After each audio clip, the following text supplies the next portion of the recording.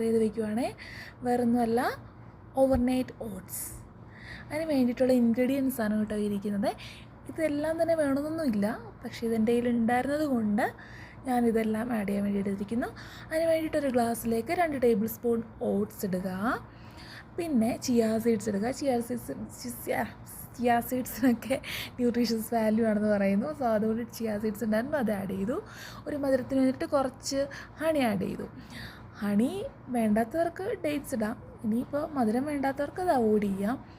പിന്നെ ആപ്പിൾ ഉണ്ടായിരുന്നു, apple add ചെയ്തു. ആപ്പിളിന് പകരം നമുക്ക് വേണമെങ്കിൽ ബനാനയോ അവക്കാഡോയോ ഇങ്ങനെ ഇഷ്ടമുള്ള ഫ്രൂട്ട്സ് ആഡ് ചെയ്യാം.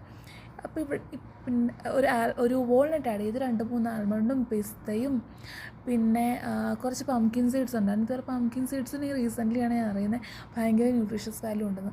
നമ്മുടെ നാട്ടിലൊക്കെ മത്തങ്ങ എടുക്കുമ്പോൾ ചുമ്മാ കളയുന്ന കുരുവാണെന്ന് എനിക്ക് തോന്നുന്നു, പക്ഷെ അതിപ്പോൾ ഇത്രയും ന്യൂട്രീഷ്യസ് വാല്യൂ ഉണ്ടെന്ന് അറിഞ്ഞത് കൊണ്ട് ആഡ് ചെയ്യുക.